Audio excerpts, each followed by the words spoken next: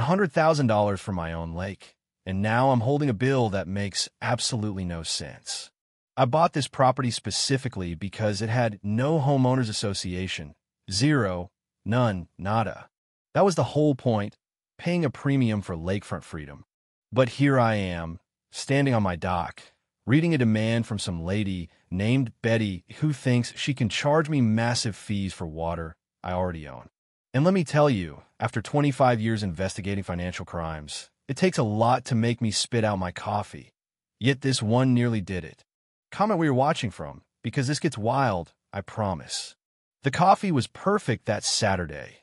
Dark roast, favorite mug, a thin swirl of steam catching the morning sun as I stood on the dock I'd paid a premium to own.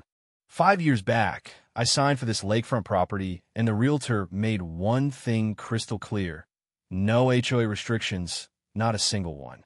It was music to my ears after decades of seeing HOAs turn peaceful neighborhoods into bureaucratic battlefields, fighting over mailbox colors and fence heights and whether your grass is too long by half an inch. This was my spot. 2 acres of pristine lake water, fishing rights, dock access belonged to nobody but me.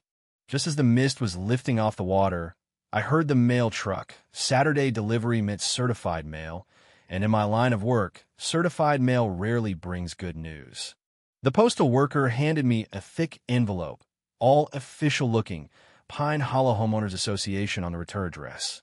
I froze. My deed was clear as daylight. Lot 47, Pine Lake Estates, not subject to HOA. But inside was a document so audacious it would have been hilarious if it weren't so well done. Notice of unpaid HOA fees. $100,000 due, broken down into annual dues, maintenance, dock violations, penalties. Pure intimidation. Every word legal sounding enough to spook a regular homeowner. 10 days to pay, or they'd initiate legal action for more fees and court costs.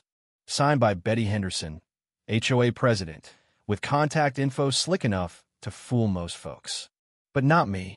I'd spent my career tracking financial crooks who thought they could rewrite reality with the right paperwork. This was a classic fee fraud. Big numbers, artificial urgency, just enough legal jargon to freeze up someone who doesn't know better. I grabbed my deed from the metal cabinet, lined up every detail. Lot, address, boundaries, all a perfect match. And in bold, not subject to HOA. This wasn't a billing error. Someone had targeted my property, hoping I didn't know the difference between official and fake. Was Betty running a con, or did she honestly believe she owned my lake? Only one way to find out. I called her number. She answered, smooth as a late-night infomercial. Pine Hollow HOA, Betty speaking. I receive a notice about lake access fees, I said, keeping it casual. Mr. Thompson, she replied, didn't even ask my name. Your dock's been violating HOA lake policies for years. The fees are justified. That set off every alarm bell I had. Real billing departments confirm your ID. Scammers show up with your life story already memorized. My deed shows private water access, I told her. Lake boundaries change. HOA controls all water access now, she replied, getting firm. $100,000 is cheaper than what you'll pay in legal fees. After I hung up, my fraud detector was screaming. She hadn't just expected my call. She'd researched my name, my property, and cooked up responses to every possible objection. This wasn't confusion. This was fraud, planned, rehearsed, maybe even practiced on other victims. That afternoon, I put on my investigator hat and went over the demand letter with a magnifying glass. Paper stock was good, but not quite government grade.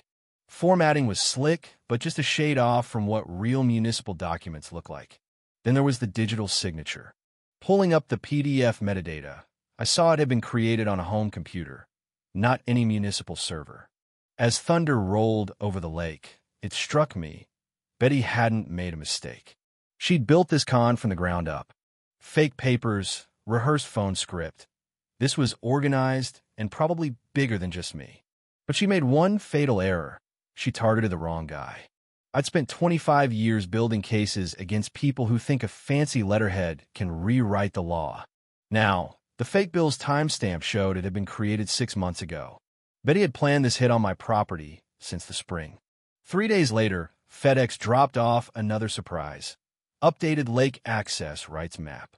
Same letterhead, urgent, official.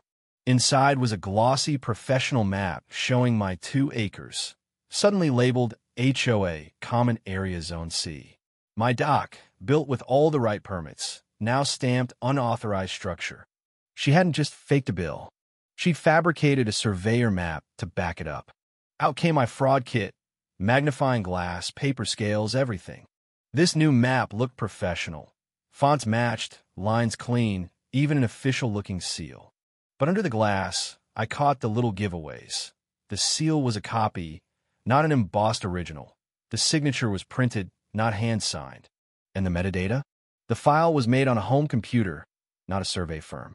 I checked the digital trail, k.livingston@pinehollow.net. Now I had a name, Karen Livingston. Quick search online, and there she was, Karen Livingston, luxury vacations, community improvement posts, and a long history of boundary disputes with other families, most of whom just paid up rather than fight. This wasn't Betty's first scam, and those weren't her only victims. Next, I called the county surveyor's office. No new surveys in years, and my property still listed as private. Now I knew Betty or Karen or whoever she was had crossed the line. I decided to let her keep digging her own grave. Every fake document, every email, every call, I recorded and archived everything. Soon enough, Betty called again. Mr. Thompson, I hope the updated map clarifies your fees. I'm reviewing it, I replied, voice flat, recorder running. She explained their new compliance policy and offered me a chance to appear before the compliance committee, for a fee, of course. Most owners resolve it quietly, she added. She had the tone down, like a bored DMV worker tired of seeing people fight the system. I let her talk. Every word got saved. I knew how this would play out. Classic scam escalation. Professional at first, then threatening, then physical. And the next morning? Sure enough, a heavy chain lock across my lake path. Private lake access. HOA members only. Big sign, professional lock, and even a wireless camera mounted in a tree to catch anyone breaking the rules. That was it. Betty had gone from fraud to felony. She trespassed to block my access, spent real money on hardware, and installed surveillance. My neighbor, Mrs. Johnson, rushed over, hair in curlers, house robe fluttering, mad as a wet hen. They did it at night, truck with a logo, big guys unloading. This is your land, Mike. How did they get away with it? I thanked her, checked the chain, then started setting up my own surveillance. Trail cameras at every approach, motion-activated floodlights, and audio recorders. If Betty wanted to fight, I was going to document every move, court quality, no loopholes. Next morning, 911. Officer Williams showed up, looked tired, like he'd rather be anywhere else but caught in another neighbor's spat. Looks like you definitely own it, Mr. Thompson, he said after scanning my deed and snapping pictures of the lock. But water rights get complicated. Might need to go through the courts. Officer, this isn't a civil spat. It's criminal trespass, I said. He nodded, but you could see he was already writing it off as a paperwork headache.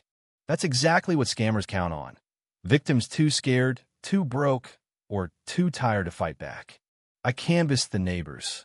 Turns out Betty had been running this racket for years, targeting families, forging documents, collecting hush money. Mr.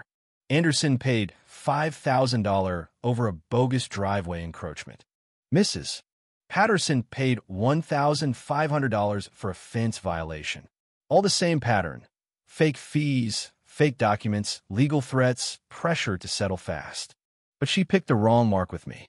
I set up my cameras, labeled all the footage, built a timeline. When another court summons showed up, this one with all the trappings of a legit lawsuit, official seal and all, I put it under my loop. No emboss, just digital stutter. The listed address was a tax office I knew wasn't a courtroom. The judge, named, was dead, gone 2 years now. That's when Betty went from scam artist to federal criminal. I called the real court clerk. No such case. No such judge. Then 911 again, this time serious. Forgery, impersonating a judge, mail fraud. Now the police were interested. Detective Brooks came out, document fraud specialist, sharp as a tack. He bagged every fake letter, map, and summons, praising my evidence. Mr. Thompson, you've done half our job for us. Fingerprints, metadata, call recordings, you've built our case. Within a week, the forensics came back. Betty Henderson, fingerprints on everything. Even the court seal had been created and modified on her home computer, IP address and all. Now we had mail fraud, forgery, impersonation, multiple felonies. I was told not to confront her, just keep documenting everything. That night, an anonymous email landed in my inbox. Drop the investigation or your property dispute becomes a safety issue. With photos of my license plate and timestamps of my daily routine. Betty, or Karen, or whoever, had just escalated to criminal harassment. Every move she made, every threat, was more evidence. She thought she was scaring me into paying up. Instead, she was wrapping the legal noose tighter around her own neck. After 25 years busting frauds, I knew what kind of lawyer I needed. Rebecca Morrison, real estate fraud expert, former prosecutor, didn't mess around. She took one look at the evidence and said, "This is organized criminal activity disguised as HOA enforcement." Within a day, she had an emergency injunction filed to restore my lake access and started working with the district attorney. Turns out Betty had scammed other families too. 2 previous cases had quietly settled. I was the first to push back hard, document everything, and trigger a full-blown federal case. Soon as Betty caught wind, I had a lawyer. She tried to turn the tables, texted me a community meeting invite, complete with an old family photo she'd been holding onto for years. She wanted to intimidate me into dropping the fight. Instead, I walked into that meeting with Morrison, a stack of evidence, and Detective Brooks waiting in the parking lot with an arrest warrant. The community center was packed. Betty had the projector running, giving her usual speech about community standards and protecting property values. Then she flashed a photo of my dock, labeled a legal structure, a clear shot from months of snooping. She called me out in front of everyone.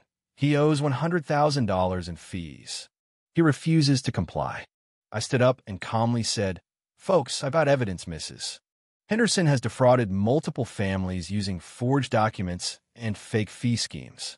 The room went dead quiet. Betty's face drained of color as I walked up, hooked my laptop to her projector, and showed everyone the forged map beside the real one. The fake court summons beside Judge Hartley's obituary, the forensic evidence linking everything to Betty's own computer. Residents exploded, sharing stories of fake fees, harassment, extortion. One after another, victims spoke out. $500 for a lake view, $2,000 for a hose touching the water, unauthorized window access. You name it, she tried it. The board was dissolved on the spot. Betty was stripped of her titles. Her 2 remaining allies looked ready to crawl under their chairs. Then, as the meeting broke up, Detective Brooks got the call. Betty had just tried to clear out the HOA account, $47,000, before fleeing. By the time I got to the bank, she was surrounded, hands over her luggage, face set with the same stubbornness I'd seen at the podium. In court, she tried to spin her crimes as community protection. The crowd wasn't buying it. Detective Brooks came in with 2 officers, and, for the first time in years, the community got to see justice, not just intimidation. Betty was arrested for multiple felonies: mail fraud, document forgery, extortion, and embezzlement. Handcuffs, Miranda rights, the whole deal. She broke down sobbing, shouting that she was only protecting the community. The aftermath? Restitution for every victim, a new HOA board with real oversight, emergency injunctions restoring access. Turns out Betty had stolen close to $60,000 over 3 years. Fake documents, fake authority, real pain for real families. Her conviction sent a shockwave through the county. She got 2 years in federal prison, 5 years probation, and a permanent ban from any HOA. But the real victory was what came after. We used her crime scene, the spot she'd chained off my lake, to build a property rights education center. Now, folks come from all over for workshops on de-verification, fraud detection, and knowing your rights. It's the most peaceful I've felt in years. Coffee on my dock, reading letters from families we helped, watching kids swim in a lake no one will ever chain off again. Sometimes fighting back means fighting for everyone. Betty thought she could rewrite the law with a printer and a spreadsheet. Instead, she built a monument to the truth, etched in bronze. This lake access is free, protected by property rights and truth. So let me ask you, when someone claims authority over your land, do you make them prove it twice? Drop your thoughts below. Let's hear about your battles, your victories, or where you think the line should be drawn between community and control. Justice is a team sport, and I'd love to know what you do when someone like Betty comes knocking. 6.